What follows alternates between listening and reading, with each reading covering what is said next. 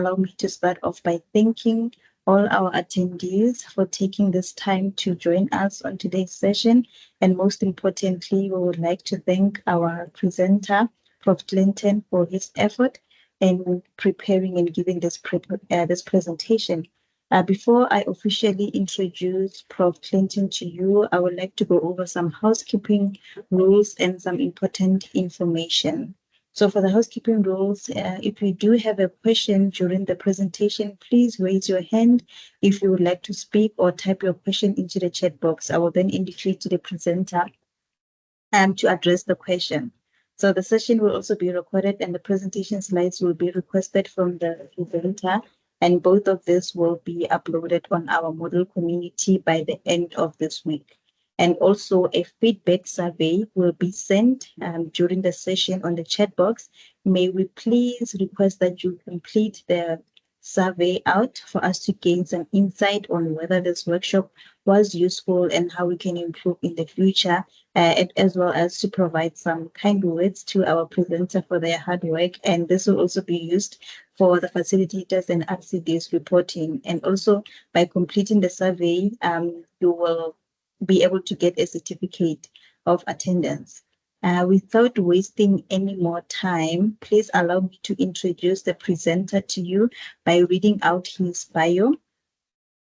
So Prof. Clinton is a professor of sustainable construction, digitalization, and construction industry research at the University of Johannesburg.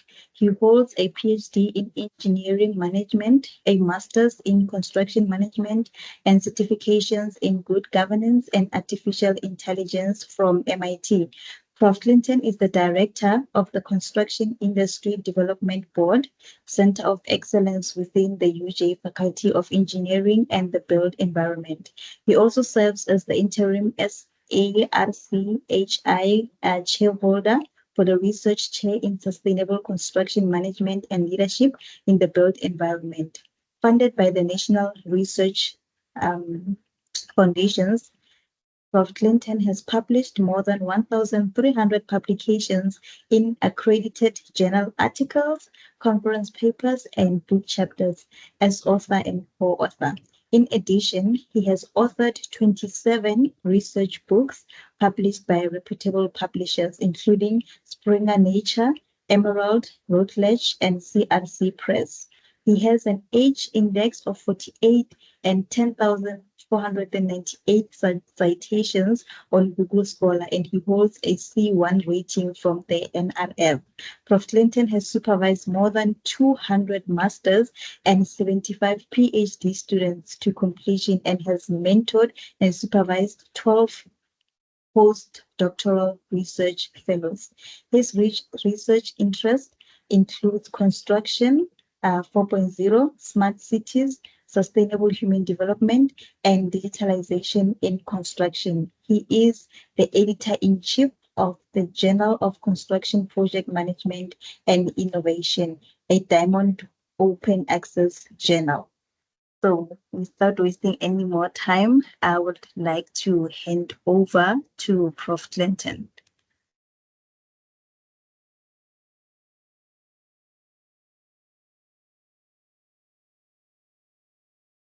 All right, okay, thank you very much. And good morning to everyone. I really want to appreciate the PG School and most especially the ROCD division for taking out kind of inviting me to make this presentation. Thank you very much for the introduction and to everyone here also.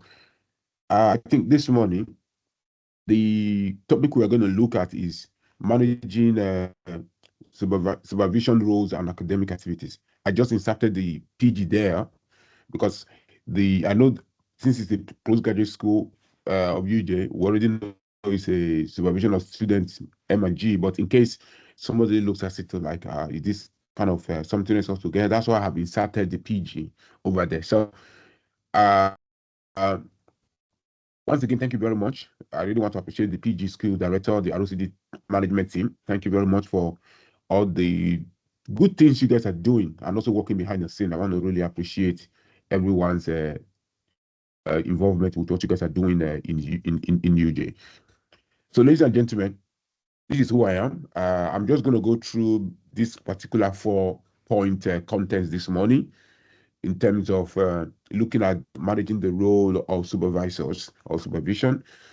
And as I said, I've been in UJ. I study here. I did my master's. I did my PhD here. I've been around since 2008, and at the moment, kind of really focus on research, which I'm running a research chair in sustainable construction management and leadership in the built environment and the CID Business of Excellence. I just wanted to show this to us in terms of just knowing what I have been doing over time. I think one of my major projects I do these days relates to book writing and likewise supervision of students. And currently, been able to work with over 80 plus graduates in terms of PhD and also looking at the books that we kind of really doing now. So I think for this year, we've done about 4 books. I think just to kind of give somebody an ease, just kind of say, is this person qualified to do this? These are some of my PhD graduates. It's not just about the graduation, it's about where the students are. We have students across various institutions in South Africa who are head of departments. My students have graduated. Some of them are in the UK. Some of them are deputy vice chancellors in their universities in Ghana. And most of them are actually deans. I have a student that was recruited from South Africa who is currently working at the University of Georgia in the USA. So I think it's a very big privilege for me working with most of these fine scholars who are really doing well in their various universities across the world. So, ladies and gentlemen, I did a PhD and I have supervised PhD also, and I really did not go mad. For me, it's that's come to become like a lifelong project. I enjoy doing it. So because at times people look at supervision of PhD to be like a very daunting task.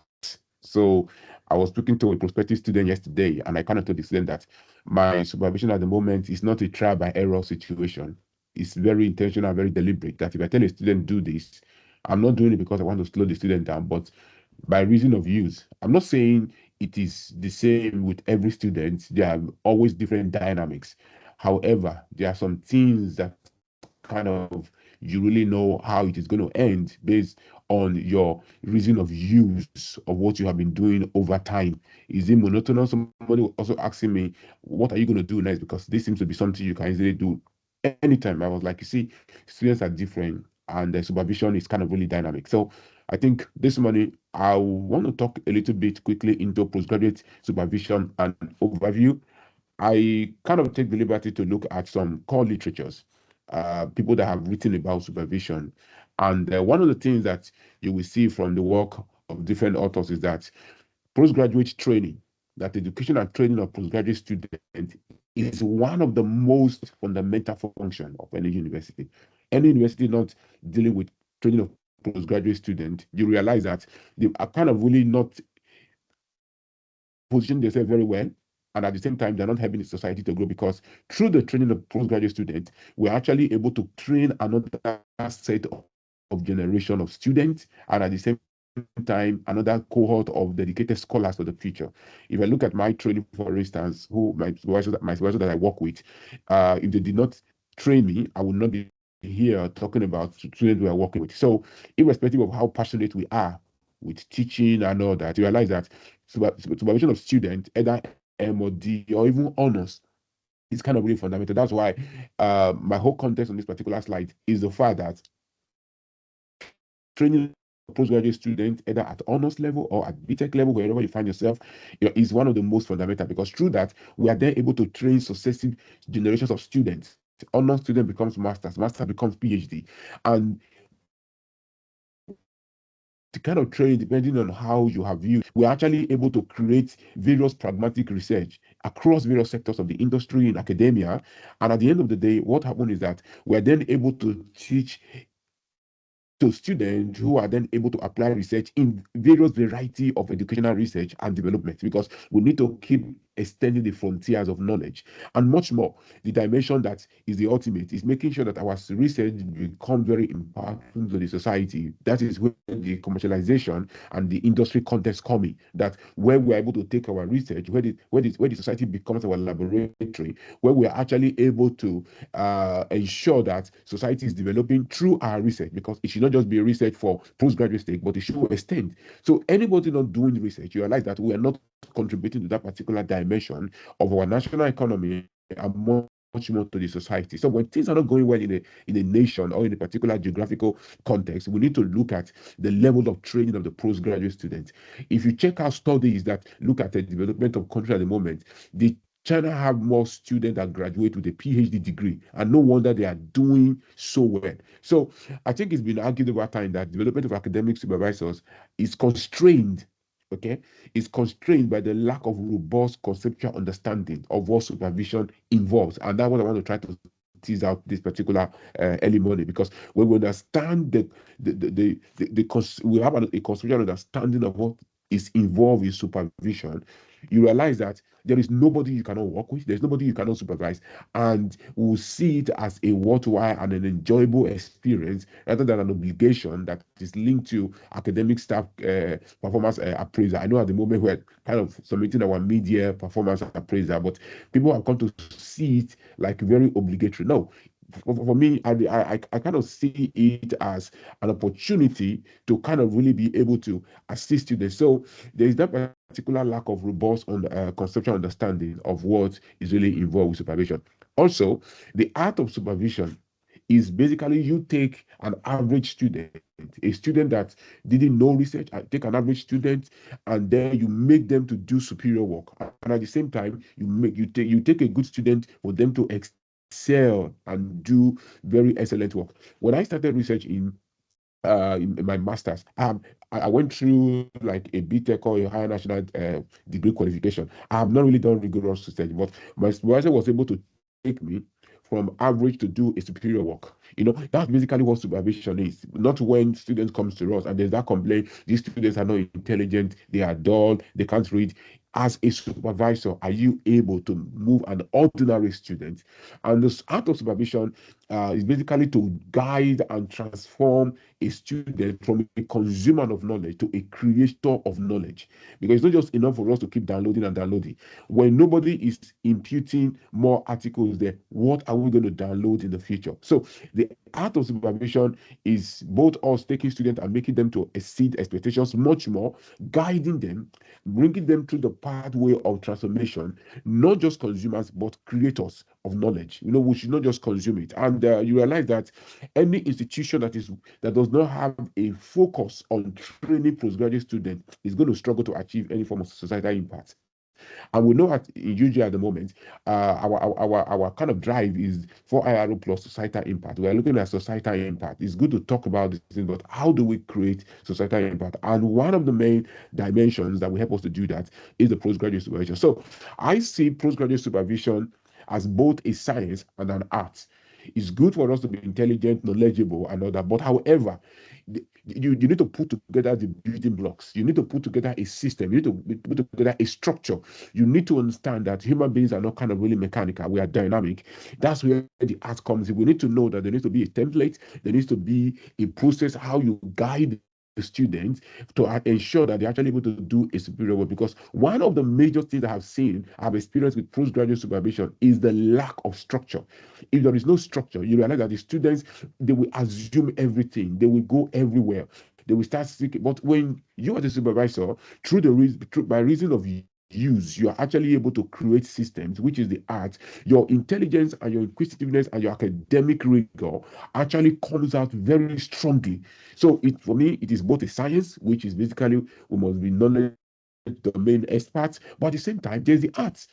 So I have picked very, let me use the word so to speak, saying that the academic achievement or performances were very, very low. When they came in, they don't even know why they're even doing it. And we were able to take them to transform it, and they kind of really graduated. And today, most of them are doing postdoc in various institutions and all that. So, ladies and gentlemen, research supervision is not easy. I don't want to trivialize it. It is not easy. It's an art. It's hard work. It takes a lot of time. And from my personal experience, all students are not the same. Some require more time, require more attention than others. Some don't really need too much attention. As long as you tell them what to do, and they will pick it and they will even come out very well. Also, student supervision kind of really it hinges on the supervisor and the student relationship. I see this as critical for success. If the relationship between the supervisor and the student is not great, realize that most of the time we are not actually able to get the best out of our students. Likewise, the supervisor. So it's more or less what is said in almost every quarter. That dimension of communication and relationship is key, and I believe that as supervisors, also as students, one thing we must try to understand is the institutional provision. If I want to ask for wherever you are now to say, okay, how many of us UJ supervisors that are here this morning have actually read the UJ higher degrees policy? Have we read it? Do you even have it? Or when you go to these meetings and they decline your student, probably you are submitting for title or for study feed, or you submit for the appointment of examiners, for instance, and they decline it, it comes back from those higher degrees committee. Do you just get angry? To like, these people hate me, they're doing, because we kind of hinge everything on politics. The very first thing you need to kind of really understand when it comes to prudent supervision as a supervisor is to read the higher degrees policy. Likewise for the students, because as a student you need to know your rights, you need to know basically what the supervisor can do and what they cannot do. So I believe that there must be institutional provision, which we already have, and this institutional provision is very progressive. UJ is very progressive.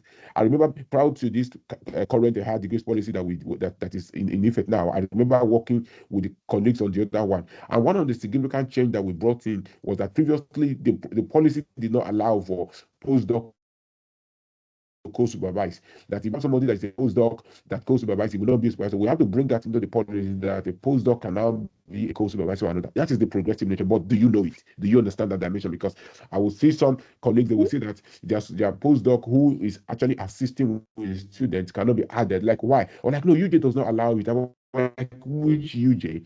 And also, we need to understand the management of expectations. What expectations from the student? What expectations from the supervisor? We need to know how to manage it and much more.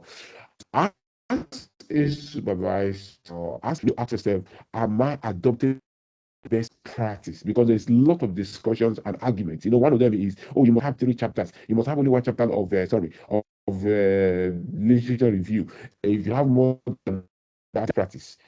Where is it written anywhere that when you're doing it, when you're writing a thesis, it must be 5 chapters or it must be 6 chapters? We must get to understand best practice. Oh, methodology. I had a student coming to me and said, oh, this where I did my masters, they said that you cannot use mixed method, you can always use either qualitative or quantitative. I'm like, your school, you are in UJ right now.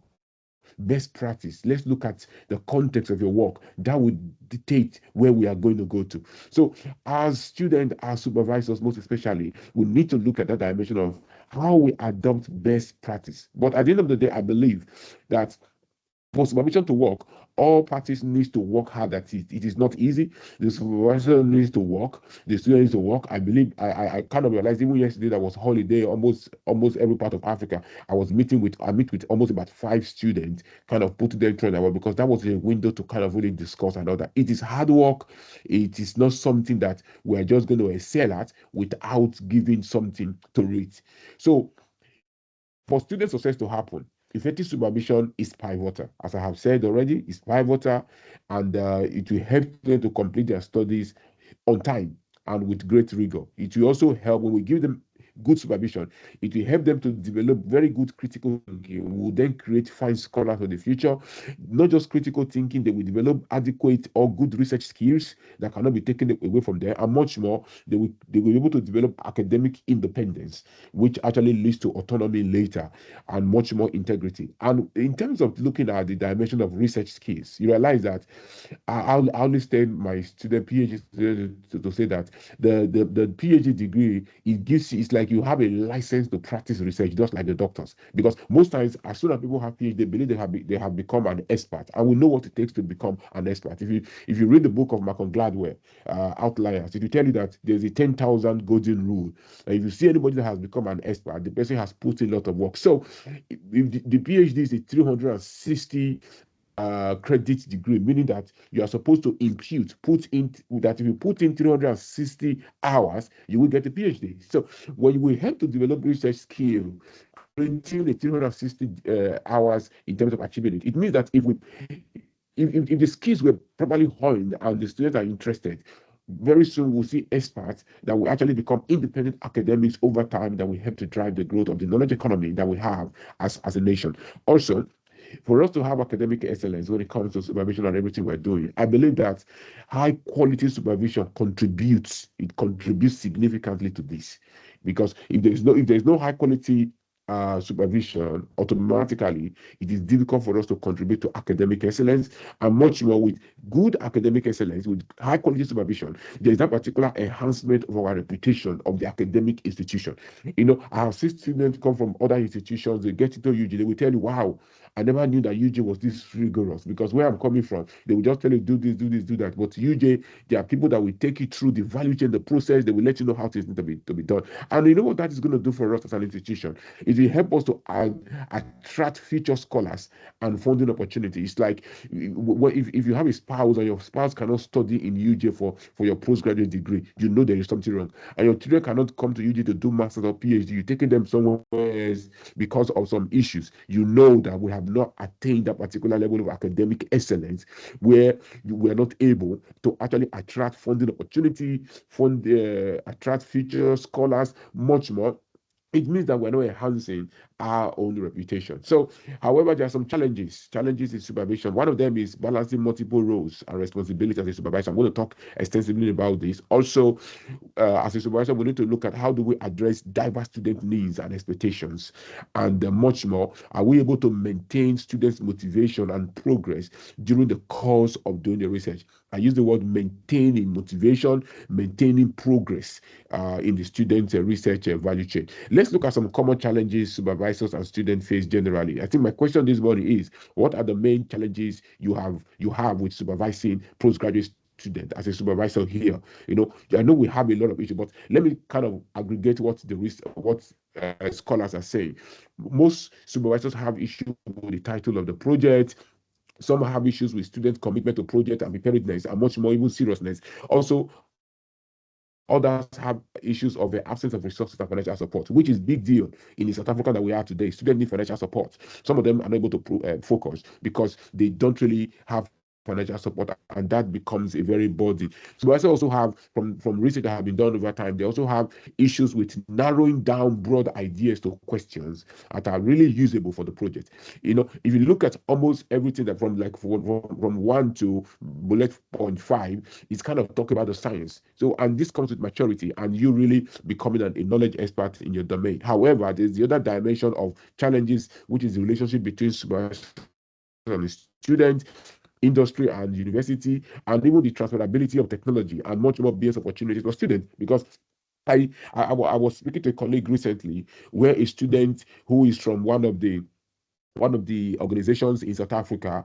You have people studying from CSIRO, from NRO, from Mintech, depending on Agricultural Research Council and all that. The person is doing a master's in UJ, and that particular entity wants a non-disclosure agreement to be signed between UJ and the organization that the research should not be published because it's going to basically give away copyright and all that. And some of the supervisors were objecting to it. They don't understand, why should you do it that way with academics. And like, there's a relationship between industry and university. And we have done, in my time working as a vice dean in the faculty, we've gone through some of those particular projects where we have to sign a non-disclosure agreement between the university and the organization. And there is nothing wrong with it. There is nothing wrong with it at all. It's happened in the US, China's, they do this. So we should be able to know how to navigate that relationship. It's not complex. It's just for us to understand the social, the dynamics, and much more the technological and other opportunities that will be given away if that particular organization does not sign the non-disclosure agreement. Also, so I also have issues with evaluation of group projects. When you have a lot of students, how do you evaluate them? Much more communication and proposal writing skills. Most times we can complain that our students are not writing well, they don't know how to do a proposal. But the question is, as a supervisor, have we been able to communicate effectively effectively to them? Are we able to carry out a good writing skill necessary to teach them rather? It kind of really imbibe it in them. Much more the other dimensions of the fact that there are different challenges for undergraduate, masters, and even PhD. We cannot treat a master's student like a PhD student. Likewise, even an honored student. Some other aspects of the challenges of the supervisors are contribution of supervisors to work. How much should a supervisor contribute? One academic once told me, you're like, I don't take more than one student. I take one PhD, I take one master student, and I am very involved with the student work. Yes, it's very involved. You can even see it from the student work, but how much should a supervisor contribute to the work of a student? That is kind of really bearable. But there's the also dimension of the sensitiveness of supervisors when their students are being judged by other supervisors. I always like this particular point. It's one of the challenge. Let's say for instance your student go for your faculty or your school presentation, and you are there, and when your student finish presenting, you kind of really create this kind of thick skin mentality where nobody must speak about the work you're doing with your student. We see it as disrespect. That person, ladies and gentlemen, the work is going to be in public domain, and we should allow anybody to comment. But you have the responsibility as the supervisor to sit down with your students to be able to look at some of those inputs which you couldn't pick up as a supervisor, which somebody has now picked up, and not us kind of really we're seeing it as somebody is judgmental towards you and your student. I'm not telling you I can't rule out the fact that some people are very vendetta. They have an opportunity they cannot speak to you, but as soon as they see your student, they start saying all manner of things and all that. It's like your supervisor, there is something wrong. He must have known this. No, speak to the work. Let's take away the pettiness, because I do presentation of my students, and I have a lot of other colleagues that will work together. Everybody's free to say anything to make sure that the work becomes better. So supervisors have challenges with that. It's like you're questioning my PhD. No, we are trying to groom a student to become a fine scholar. And we must allow people to also speak their mind. It will help us to even see something we have not been able to pick up. There's also the dimension of challenges as persons are facing is that how do I help my student to develop a structured problem? How do I help my student to develop a work plan? There's also the dimension of the proficiency of students in writing. That's why the ROCD is here. There's the dimension of writing centers across the universities. I can go on and on, but there are a lot of issues that we also are facing and other, which my slides are also going to fall into. The other one is the challenges of students. What are the main problems that students come to you with? Okay, some of them relates to like research title focus. They will tell you it's not working. It is not researchable. I can't find anything. Students going to come back like, I don't know where to start. I have been reading. I don't know what to write and all that. Also, there's if you work in group, like some of us that work with our students in cohort groups, some of them lack cooperative spirit. They're not team players. They want to do their thing themselves. And also students, some of them don't even know how to develop and understand the background literature. Much more. You now realize that we are in an era where there is that particular availability of technology, ChatGPT, Google, Copilot, and all of them. Students, have a student telling me like, you guys are restricting us from using this tool. It was going to help me to even write faster. Now you want me to write this. Students have issue with the restriction on and the availability of technology. That's why UJ have clear-cut guidelines in terms of how to engage with these particular tools. And also, some students don't understand, and then they don't even follow through. They're not doing anything. They're not understanding their work, but they don't even come to you to speak to you what they are doing or what they're not doing. With some of them, those kind of challenges and much more. Some are kind of really fighting about starting new ideas. Uh, I think the other one that is very common is loneliness, not enjoying the topic. Somebody was telling me, I'm not enjoying the topic. It's like it's not flowing. What do you do in those kind of situations? Some don't even know what is expected of them. There's the other dimension of the ethical issues. Okay, in terms of some of them are worried about ethical issues. They say, is my supervisor using me? He's always telling me to do this, he's only telling me to do this. I don't know what he wants out of the thesis. Ethical dilemma. Some of them are like they're feeling used in terms of how they are being supervised and all that. Okay, there's also the stress At the moment, you kind of see Viva across the university. Some students are really stressed about the Viva because some of them don't even present anywhere. And also, we know practical issues of money getting hold of the supervisor can really be a problem. That's also stress student out. And also, some supervisors are very prescriptive. They tell you it is either my way or no way. If you do it that way, it is not going to be approved. Ladies and gentlemen, supervisors across the board here this morning, it's good for us to have our way, but then we must know that students are creative. As much as you have a standard structure, also understand the point of view of the student. I remember one of my students that when he was reviewing his literature back in the days, I had sent them to attend a particular training for a professor that came from the Faculty of Education, and he was teaching on bibliometric review using Vox Viewer. When he came back, the student was like, "Hey, Prof, this thing that was taught, I think we can apply it and all that." And he reviewed his literature, added bibliometric review and all that. You know, that was the first time I was ever exposed to bibliometric review. I could have told him, "No way, my way or no way." And that particular dimension of bibliometric review using Vox Viewer, we have published over 20 articles using it. We now realize it is innovative. So being prescriptive really stresses students out, and much more some lack confidence of the fact that they might not be able to do a good work. In responding to students' problem, there are a lot of things that literature have kind of really informed in terms of some possible solutions, okay?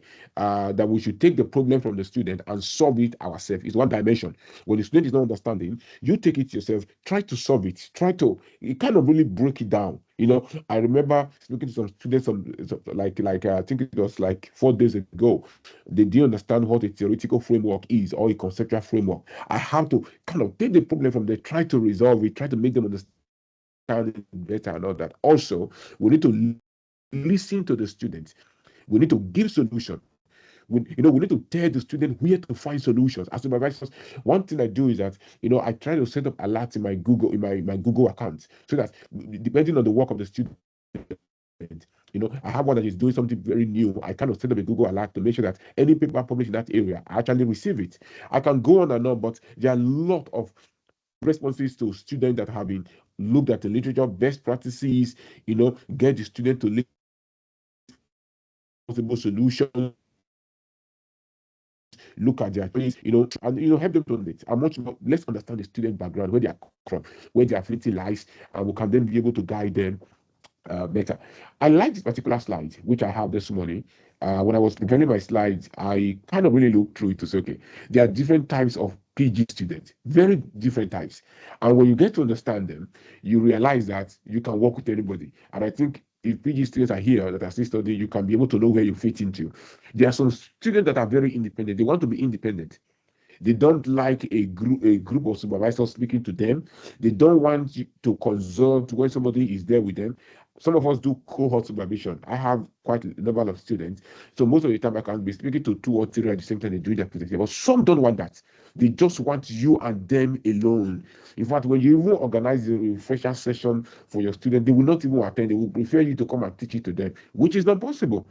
Okay, I had a student had a fallout with me back in the days because the student doesn't attend our presentations meetings. The student wants me to come and sit down with this particular student alone, so that at the end of the day, I will come and teach again what I have taught the student. I told the student, sorry, it is not possible. I don't have that time. So some are very independent.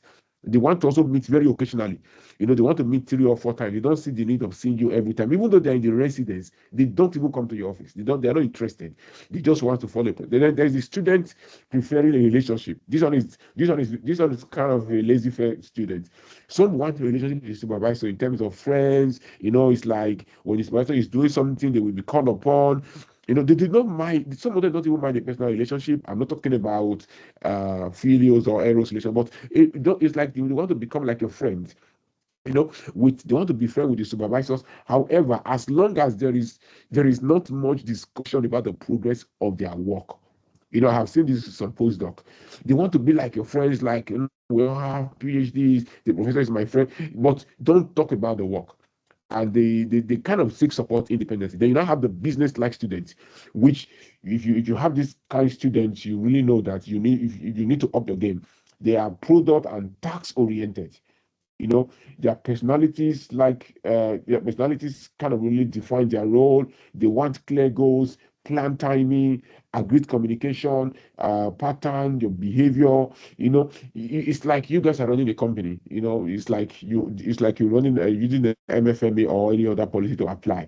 You know, they will just want to come. They don't want to talk about anything else. No personal talk. They're not interested. They're just there for the supervision. Then you now have the personal interest interactive students, which I kind of see most of my students because some of them they realize that they cannot function without the personal touch and interest in their life and personally as a whole. You know, some of them come for supervision to you. They talk about what they are going through. They let you know how things are happening. Some of them bring politics. But at the end of this, these ones, they kind of prefer meetings which starts with small talks and they like to share experiences beyond the PG work. Then there's that personal relationship, there's the progress, task personality, they are moving with their work, they like the social, emotional bonds. You know, I have a lot of students in that particular, but I also have students that are very business-like, business-minded. You know, even the way they send emails to you, you would think probably somebody is summarizing you and all that. However, they're just like that, depending on where they work. And depending on where the students are, even the students that are here this morning, you know where you are, you know basically where you fit. But somebody will say which one is better than the other and all that. Ladies and gentlemen, we kind of realize that in life things are hybrid. Okay, we should look at the hybrid approach because if you have a student that prefer a relationship, you know, I have a postdoc like that likes relationship, it doesn't work. You know, it's like you have to push him, push him, push him, push him. We cannot operate like that. We need to look at the hybrid approach. But some of them can be very dangerous, like the independent students can be very dangerous. They don't even if you tell them speak to my postdoc or speak to this person, they don't want to. It is you. They will consume your time unnecessarily. However, some of the other expectations that students want from us as supervisors is that student expects to be supervised. They want to be supervised. They want to be supervised and not being criticized or being cut down or telling them they're not intelligent, you're not thinking. No, no, no, no, no. They expect to be supervised. Anywhere I'm going wrong, let me know. And students expect supervisors to read their work most times before meetings. Okay, I do have some of those issues at times when I'm very busy. I'm not able to read the student work. When they come around, I will let them know I've not read it. In case you have updated, you send it back to me. I will look at it later, or we can reschedule. But they want you to read their work. They want you to be available when needed. They want you to be open. You see that they want you to be friendly and much more. They will need you to be supportive and also make sure that you provide to them rather, a kind of really constructive criticism. They want you to know the subject area. Not somebody like, oh, I have not read it, I don't know that. You know, I'm using qualitative. No, I'm only good with quant. Student wants you to be able to know, but somebody will say it's not possible to know everything. But if in this dimension of supervision, we also need to know that research cannot be done in one particular way. We need to be open-minded to kind of really ensure that we're able to facilitate the sharing of ideas and much more. Even some students want you to kind of minimize distractions during meeting. It's not this meeting with you, you're taking call, you're doing this, you're going for a meeting. At the end of the day, they will just see you as not kind of really taking them serious or taking their time serious.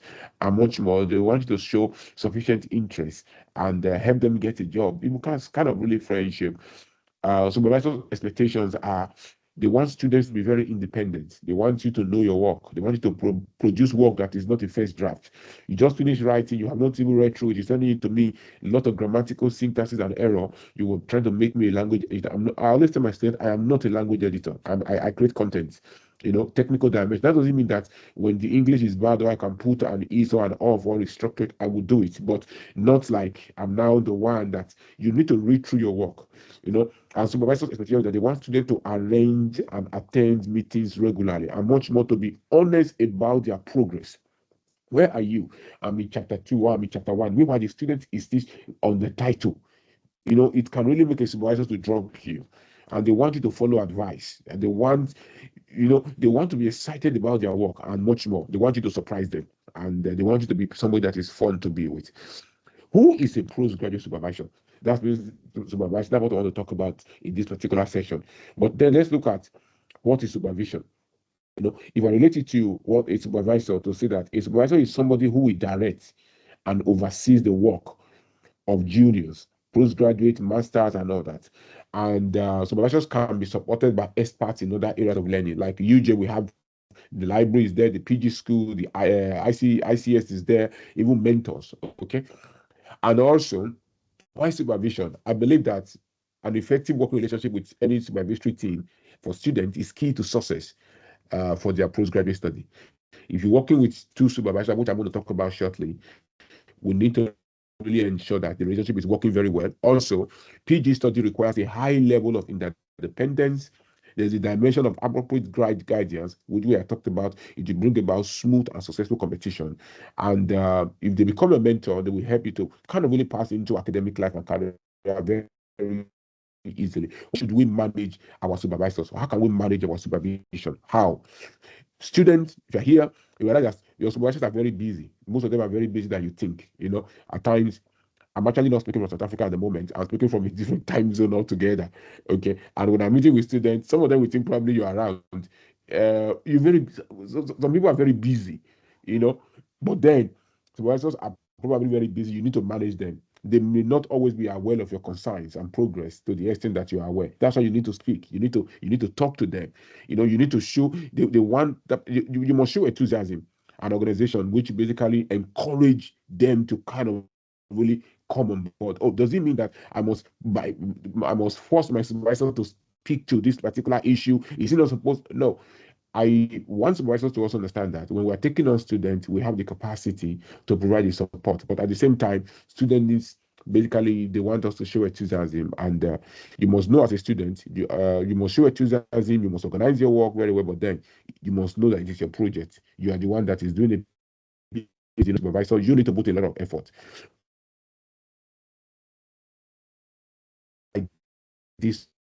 I don't believe we're going to share this slide. And go through that. I want this ID supervisor. I don't think it exists anywhere. I'm not trying to judge. I'm sure some of them are here this morning.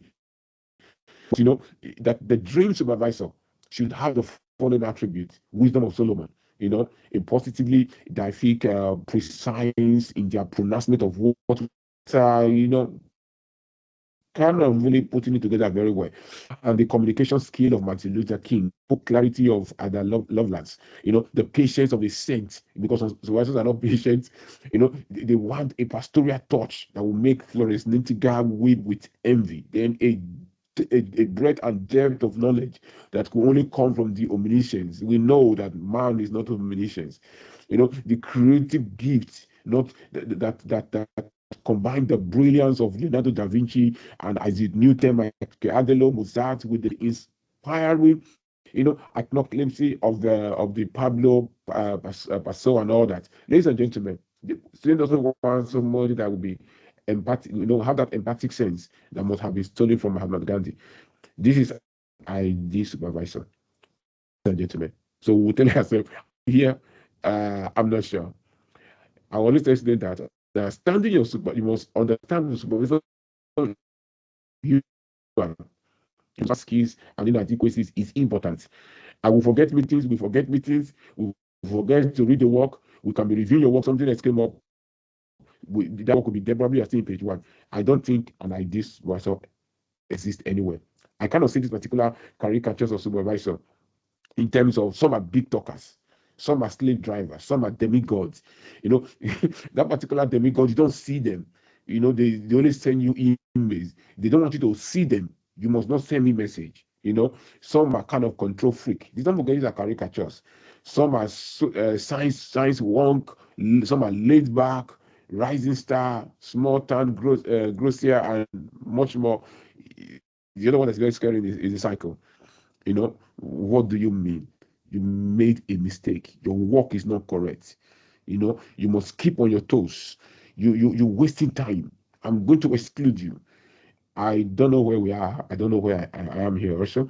It's but when I look to all of them, they may not just be far from the truth. It all depends on where we are. Some influence on supervision generally, some things that influence our supervision as the UJ colleagues or as supervisors is that there is this particular understanding of the disciplinary pedagogy. It really affects supervision, departmental practice. Okay, because students always kind of compare supervisors and all that. Don't forget that some things that influence supervision are departmental practices, conceptual approach of the supervisor, code of practice, and you also realize that there's also the dimension of the student, full-time and part-time student, influencing supervision. Full-time might even be more committed. than part-time, which we always assume. But I have come to see most of my part-time students are more is, are the students international or are they homegrown students? Tell you international students are more intentional, they are very serious compared to the homegrown student and all that. It all depends on who you're working with and how you are taking them and how you are giving them instruction and much more. Even the aspect of what you are doing, is it some in some contexts we talk about a PhD, a doctorate, a professional and all that, much more. Do the student have supervisor and co-supervisor? These things all influences. The one I want to pick out quickly is the disciplinary pedagogy, because some disciplines there is a way they do things, and that can really slow things down, or that can make things to be fast track and all that, and much more. Even the departmental practice, you will not be accepted until your proposal is approved. You need to go through various structure which are layers to the UGA degree. However, irrespective, my understanding about the occupational influence is kind of key. The method of supervision is key, ladies and gentlemen. The method, what is obtainable, what method are you using? Also, the topic of occupational fertility. How mature is that particular research area? Okay, how advanced is it? Is it a conceptual topic? Is it an emerging topic? Also, we cannot underplay. We cannot overlook the university procedure. There's a procedure that is used in UJ, and that will also help us to make sure that we don't kind of fail in our role as supervisors and much more, even for the student. And lastly, the supervisors uh, conception, in terms of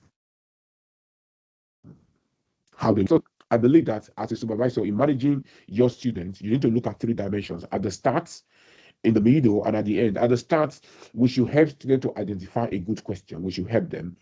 And you also look at the dimension of knowing what has already been done. I got an email from a student early this morning who was writing and telling me that, oh, the topic I'm doing in Mpumalanga, somebody else is doing it in Dublin. Okay.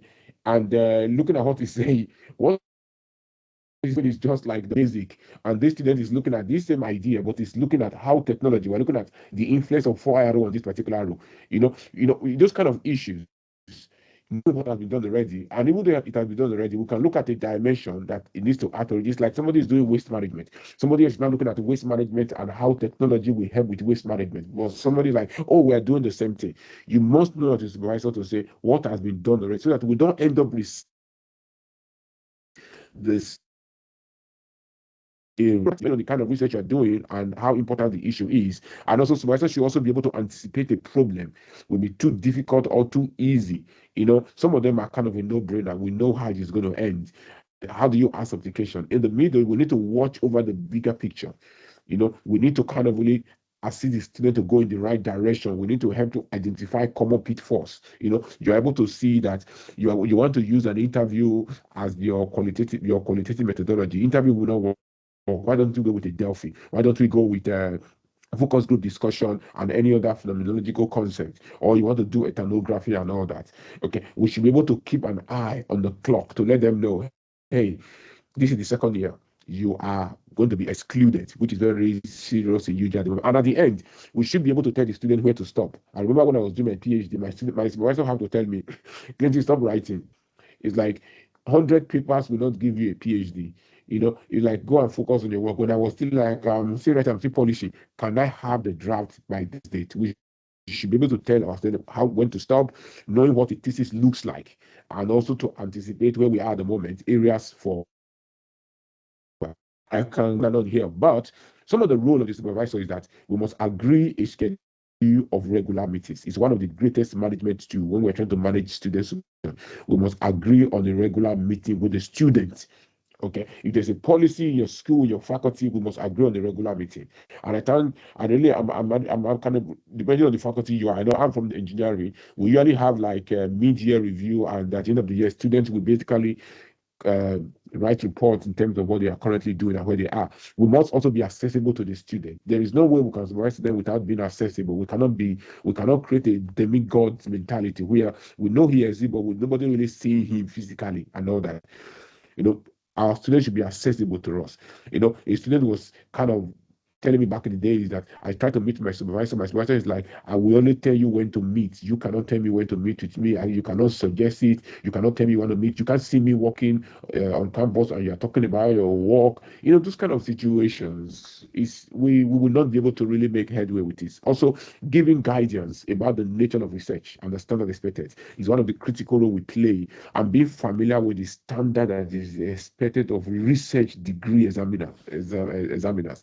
I remember a student sending me his work and telling me, this work I have done enough, I'm sending for examination. I told him, sorry, I'm not going to put my name on this because you don't have the standard for even a master's degree. And the student went to the HOD, and the HOD, I told the HOD, no, the student can submit by him or herself, but I'm not going to work because it's a standard that is expected, and we must be consistent with this particular with lay down rules to know that knowledge is created in a certain way. We must not cut corners for ourselves or for students because it's going to really come up with a whole lot of issues later.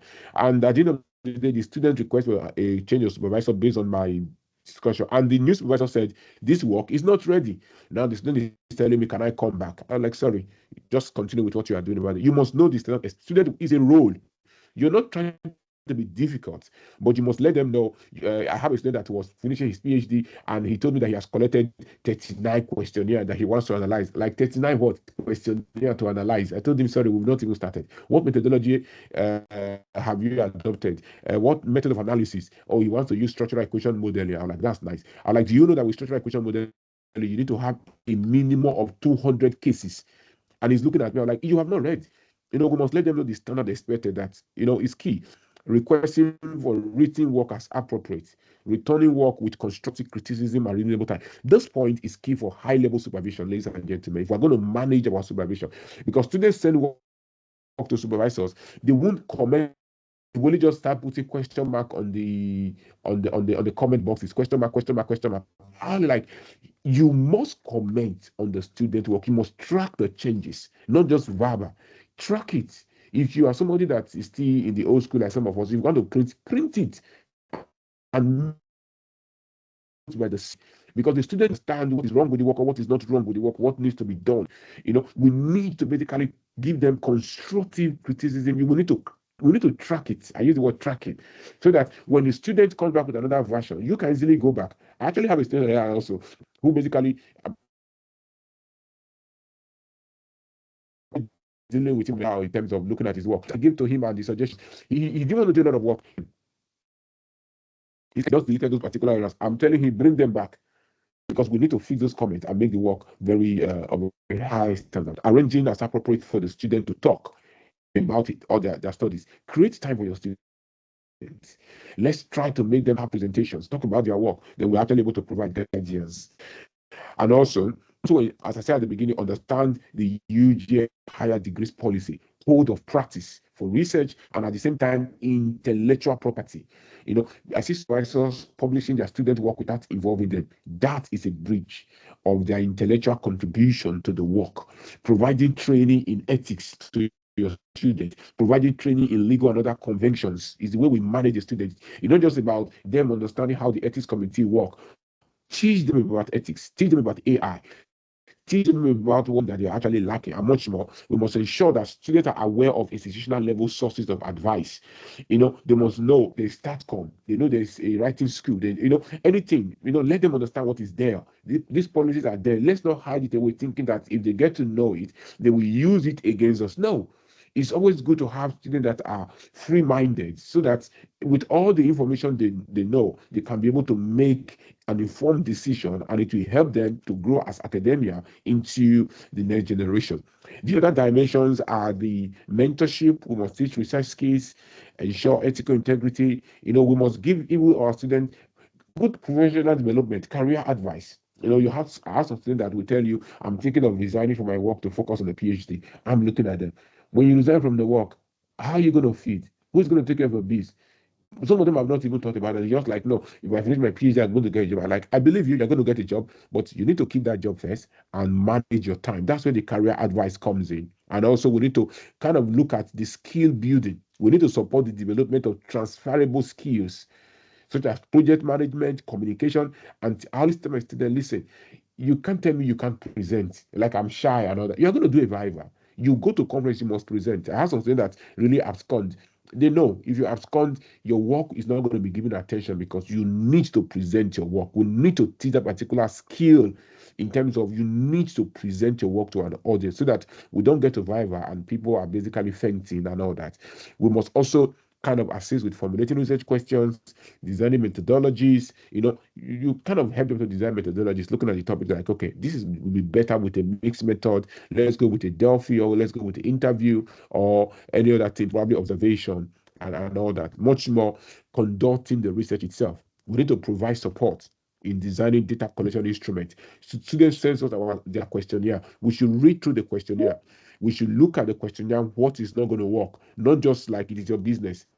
I always tell my students, if I don't see the questionnaire, you collect your data, even though the ethics committee has approved it, you will recollect it because the questionnaire is kind of really pivotal when it comes to our entire research value chain, because that is where new knowledge is unearthing, and at the end of the day, we're actually able to create new paradigm for our domain. And likewise, helping students to kind of conduct comprehensive reviews, teach them how to conduct comprehensive review and much more synthesis. The regular meetings is key. Then documentation of the meeting record. When I know the student, based on the type of student, I have a particular student that is very task oriented. After the meeting, I send him an email based on the meeting that was held today. This and this and this and this we agree, because they're going to come back with emails telling you never meet with them. Some student will come and say, my supervisor never met with me for the whole year. I just go back to my email and I pull it out where we have had communication and how many times you have submitted your work and you even responded and all that. Much more, keep your calendar meetings, calendar invites, so that when they say anything, it's not like you're fighting, but you always need to know that details are key. Constructive feedback, evaluation of progress is key. Let's let the student know where this is where you are now. This is basically where we are going to, and we need to put in more effort and all that. Then writing support anywhere we are able to give it to the student. Offering guidance on academic writing in terms of structure, the clarity, the argumentation of the literature review, much more even the articles that they are trying to publish.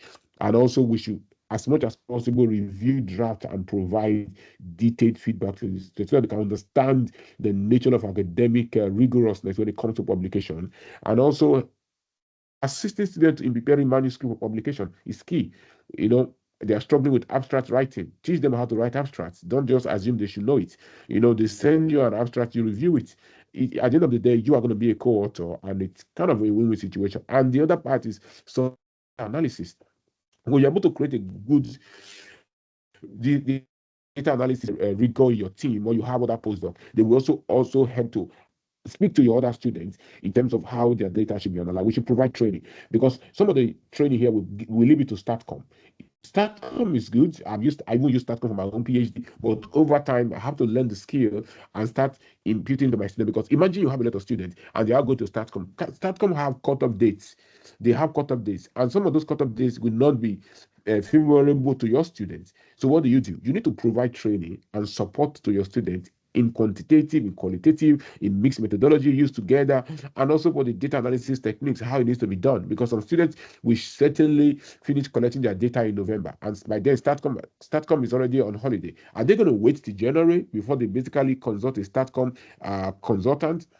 We're wasting a whole lot of time. So even though it is qualitative, we need to teach them how to use Atlas TI, how to use even the basic methodology that you can use. It's always good, so that it's a good support system, and much more presentation. There's something I do with my students most times. We kind of basically do different kind of presentation where I will teach about how to make a PowerPoint presentation, because some of us that some of us went to very good schools. From grade 3, grade 4, you already doing PowerPoint. But some people only started doing PowerPoint when they came into university, or even at their master's level. We should prepare them for conference defense. When some of my students are going to a conference that I've not gone before, you must send me your slide. I will look at your slide, go and take this out. Let's bring this in, because I know what the paper entails. Let's do that. It will help to prepare them. It builds their confidence. It helps their confidence, and at the end of the day, you get the best out of this particular student. and much more networking. You go to conference with them, they must network. When they go to conferences like 4 5, you must not start sitting amongst yourself. Go and make friends with other people so that you can actually be able to create good professional connections and much more. And also attending idea. As I try to round up this small, ladies and gentlemen, the other dimension is the pedagogy of supervision in terms of looking at different supervisory styles. You know, you have the pastoral style, you class style, you have the laissez-faire style, and much more. You have the dictatorial style.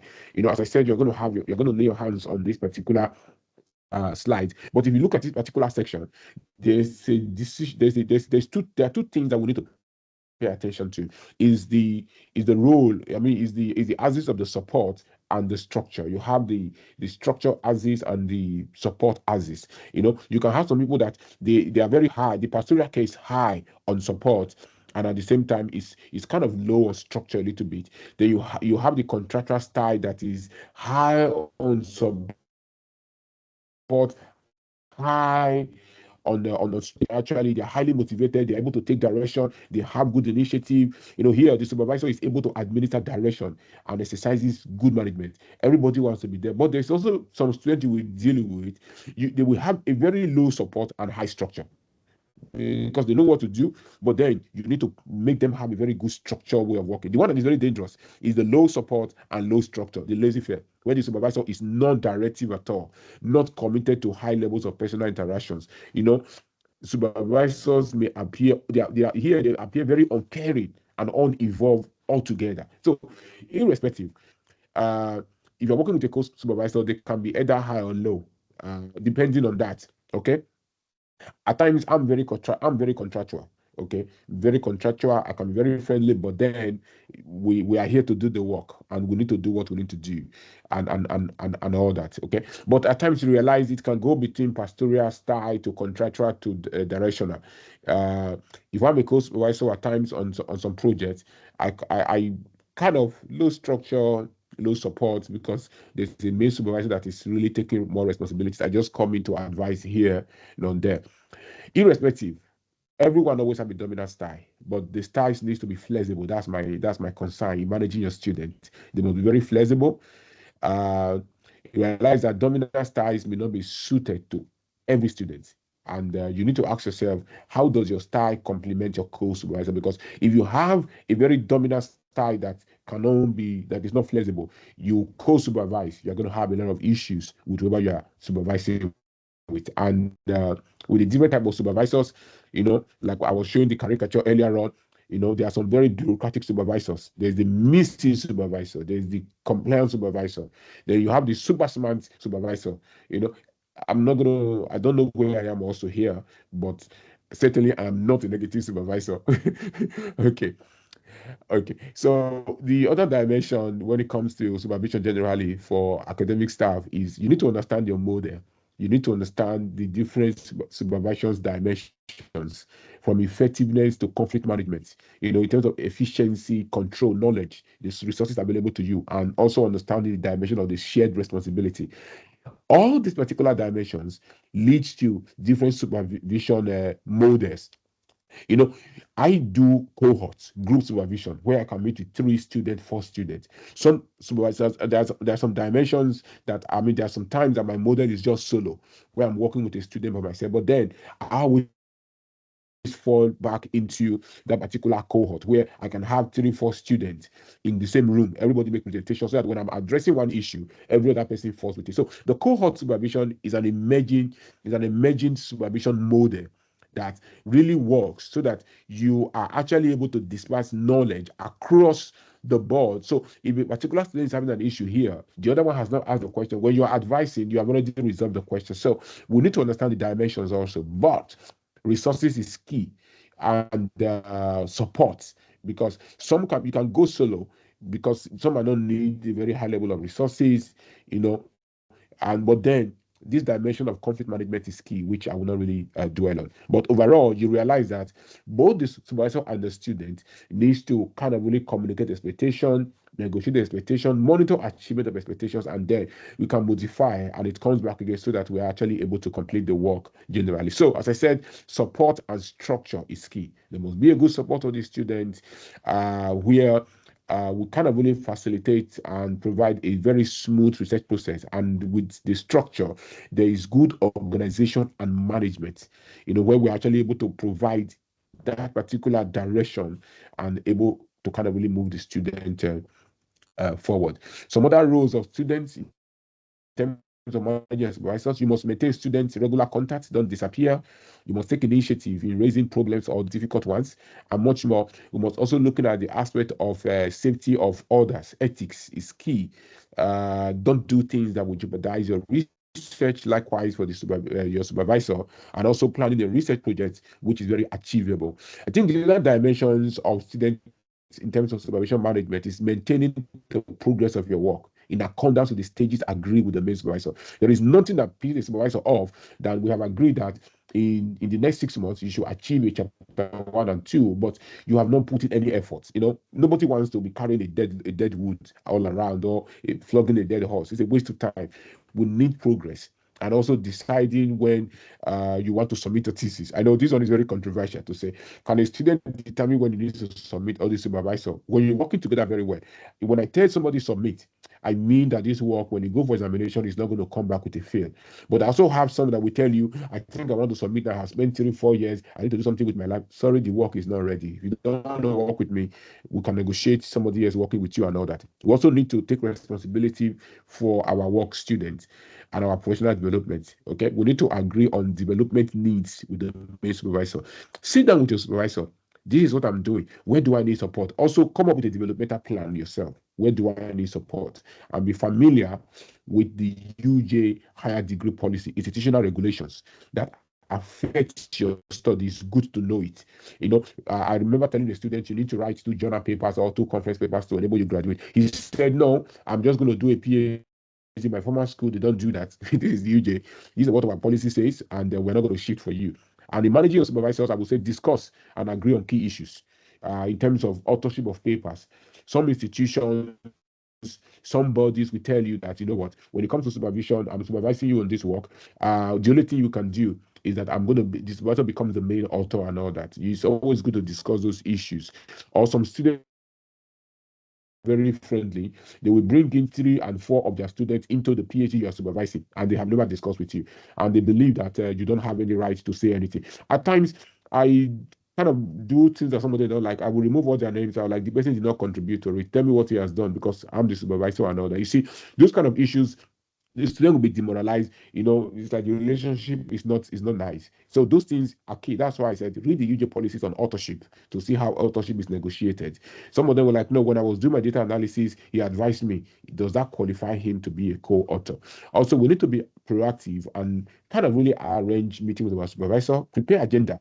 You know, don't just go to your supervisor, you don't even know where to start from. You're like, oh, I think I forgot. That doesn't really work, ladies and gentlemen. Prepare an agenda. Even send it to your supervisor in advance so that he will be able to know what to say. I have a lot of students coming to me with agenda because we will end up just discussing one thing and leaving the others. Prepare some work before each meeting. Expect to receive feedback and criticism. Deal with problems as they arise, and also summarize your meetings and keep a copy. Also, we need to discuss and agree on key issues. Be proactive and all that. And in terms of managing academic activities, I want to say here that academic activities cannot be taken above research. Likewise, research above academic activities. And we're working with postgraduate students, we should kind of see how to involve them, even delivering some of our lectures, depending on what you are teaching. It will really help them to grow.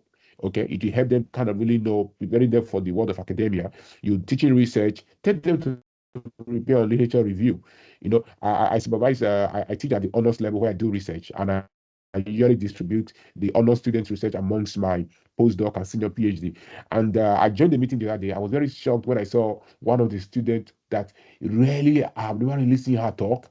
She was teaching the students under her supervision how to do literature review, and I was so impressed. That's opportunity for teaching. Speak to them. so that they can really be able to understand, because the person was teaching more or less some of the things we have done. Also, assessment setting, we need to also know that we need to mark our assessment on time, not in the name of research, and if possible, add your students to kind of help you to conduct exam and also to evaluate. The academic citizenship is such that you get a lot of requests for peer review of journals and all that, theses from different schools. Are you really going to be able to do all of them? How do you train some of your students to kind of help to prepare some of the groundwork? Go through this, go through that. When they send it back to you, you can then go back again to check, and it will make everything kind of really faster and all that. But some programs don't allow at a certain level and all that. So if you have tutorship, you can be able to appoint them and take them through it. Curriculum development, we also need to manage this dimension, because our postgraduate student needs to also see, we also need to teach them how to develop curriculum, and also to ensure that they actually follow industry standard and much more. The other aspect are grant application. We need to assist students in identifying and funding opportunities and supporting them in grant writing. This is key. And also administrative duties for supervisors is key. Administrative duties are very heavy at the moment in UJ when it comes to student supervision, because you need to prepare the FHDC document. When the result is back, you need to appoint examiners. Just a whole lot of work. You need to do those things, and we need to do it on time, so that when they finish, we don't have to keep their work. And lastly, here is on the publication support, help to read their work, help to explain comment that comes back from reviewers. As I round up my last session, is the best practice. Ensure that students know the requirement from day one. It's always good to have a pre-inception meeting or an inception meeting with the students. They need to know the requirement, what UJ wants from them, not where they are coming from. Where they are coming from is important, but let them know the requirement from day one. Provide a broad-based support across the spectrum, academic, resources, pastoral care, and also in terms of supervision. It's always good to pair junior academic with experienced ones, because there is one separation model. We believe that as soon as somebody finishes a PhD, he can supervise a PhD. It becomes very problematic. Some of those people, we should actually see how to work with them and assist them to know how to go about it. And also, we should ensure that academics have adequate knowledge of subject matter and research process. You can be working with somebody that is a co-supervisor, but he doesn't understand. If he's a junior academic, tell him to go and read on it. Tell him to understand what he's actually supervising. We should also monitor progress on a regular basis. These are best practices. We should terminate weak students early. If the student is weak and is not ready to do the work, no need of going along. Terminate the students. Let them be allocated to someone else. They might do better there. Also, we need to set up what I call the early warning system. Somebody is in third year, he still doesn't understand how to write a literature review. That's a warning system. Or even at the end of the year, he's a full-time student. First year, he has not even written one page. You need to come for a meeting. And we must also encourage publications amongst our students, and we must support participation in research seminar and other. Some of the poor supervision practices which we must be aware of as supervisors is that we cannot do student work for them. The student wants us to write an literature review, probably because some of them are well to do. They give gift and you end up writing everything. It's a poor supervision practice, doing the work for the students, and also not dealing with problems immediately when they occur. It's like we're treating our students like family members that we keep their matters in our hearts. No, dealing with the problems is about the work. If it is not going to work, let them know early. Not after 2 years, they will not tell them, but I told you it's not going to work. And letting go of personal bias and ego. Let's not allow them to get in the way, and they're also not seeking help when things are out of hand is a problem. If you realize that you need the support of StatCom, go to StatCom. And also taking students on without ensuring that facilities and funding are available. If your research is kind of really capital intensive, don't take on students without funding. If there's no facility, you need a lab, don't take them. And also conflict objective, we must look at where conflicts are going to occur, and how to resolve them.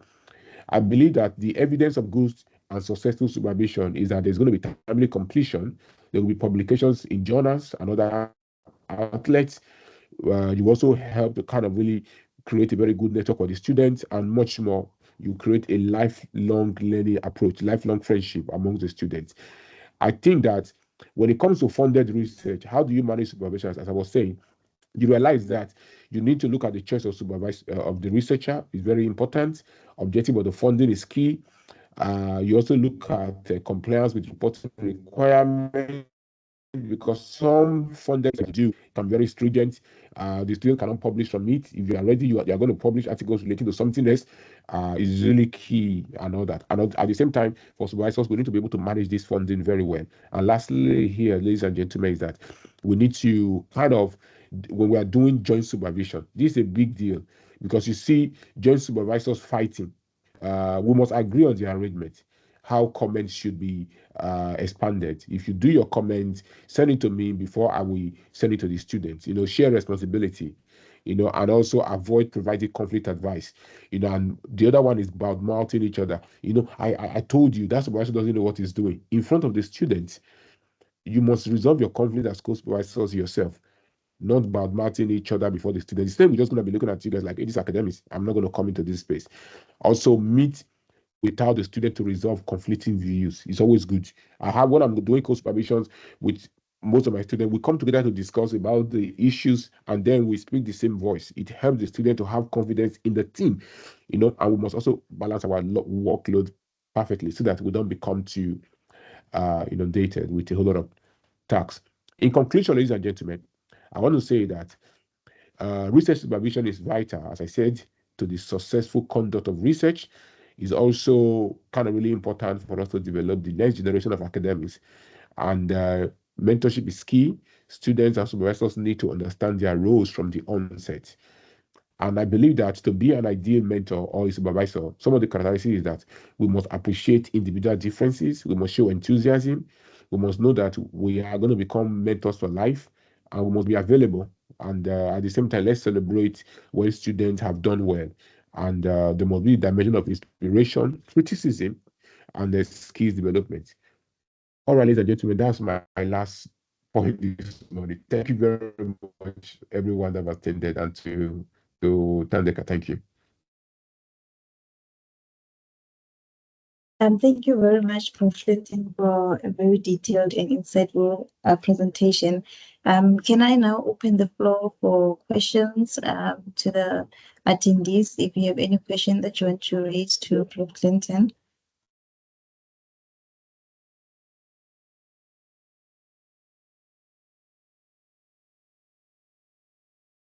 You can also use the chat box to write down your question.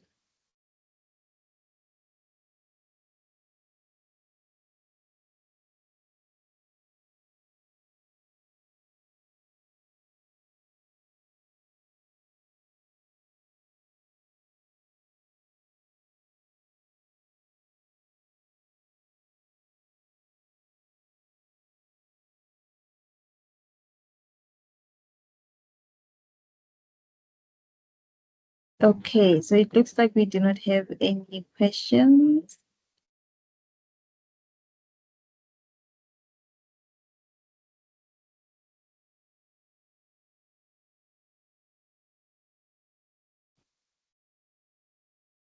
Okay, we have a hand up from Adiu. You may unmute your mic and ask your question. Good morning, sir. Morning. Hello, can you hear me?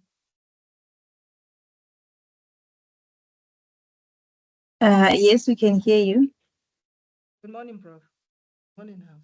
Good morning. Thank you, sir, Morning. for this interesting webinar. I heard you say something about Atlas TI. One thing I discovered is that on Ulink, students don't have access to it, except one goes to the library and use the computer in the library. I remember sometime you organized a webinar, I think last year, on how to use it for analysis. So after the webinar, I was trying to see how I could come up with something that will enable me to use it. But when I went to, the library, I tried to access it through Ulink. I wanted to see if I could download it and try to practice it, but I couldn't. I don't know if anything could be done so that students could download it into their personal laptop and use instead of going to the library each time one has anything to do with it. Thank you, sir. All right. Thank you very much. Tandeka, you want to respond to that question on Atlas TI?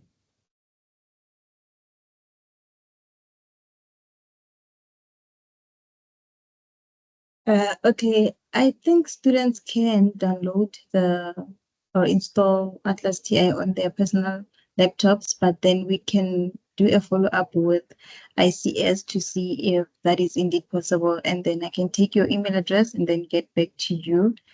Please just send me an email so that I can be able to get back to you. And if they can download it on their personal laptops, then I can give you guidance on how to do that or how to advise the students. Okay. Because I was also thinking that it might be a problem of the computer setting, because the library is able to open it because of the computer setting. So if your computer doesn't have similar settings like the UJ one, you might not be able to download it. Yeah, so what I think is doable, because I actually have Atlas TI on my computer, even though I'm not on campus, it still work. I think it might be her computer. Yeah, thank you. Hello, sir. Can I say something, Prof? Sure. Yeah, when I had that issue, I sent an email to the librarian, and what he told me was that students don't have the license, that they don't have a license to grant to personal students to download on their laptops. That's what I was told. I sent them emails several times. It's like as if I was Okay. even bothering them, and they said I shouldn't send anymore. That they have told me that I cannot have access to it, my personal laptop, except I go to the library and use their what's it called, their computer. So at that point, I stopped. I didn't send email anymore. Thank you, sir. Okay, so if Tandeka. you download it via the UJ link, EU link, so you must be able to get the license. But then I will do that follow up for you and then get back to you.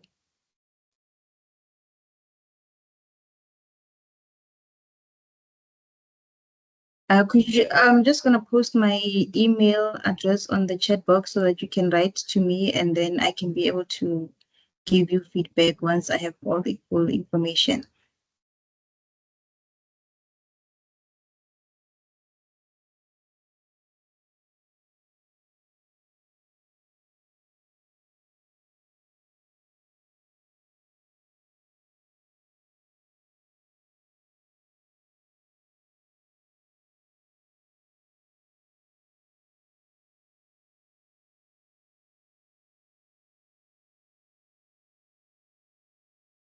Okay, thank you for that. Any other question that you might want to raise to Prof. Clinton?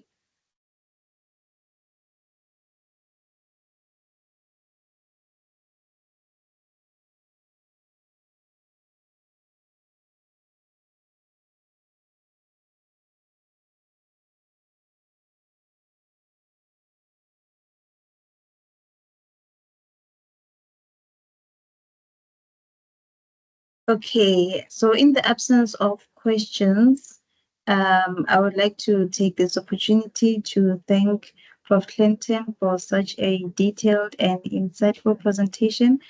We have all benefited so much from this presentation, and I also hope that the supervisors have benefited and they got some tips on how to manage their supervision and academic activities. So I will please ask everyone to complete the feedback survey that is on the chat. So before you go, please complete the feedback survey. I'm going to post it again on the chat. Sorry.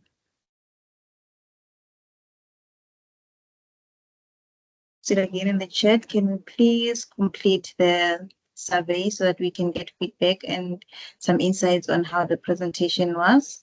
And I would like to thank everyone for attending this session. And with the absence of question, then we can end the session. All right. Thank you very much, everyone, and thank you also for inviting me. Thank you. And may I please ask Prof. Clinton to share the presentation so that I can share it with everyone else?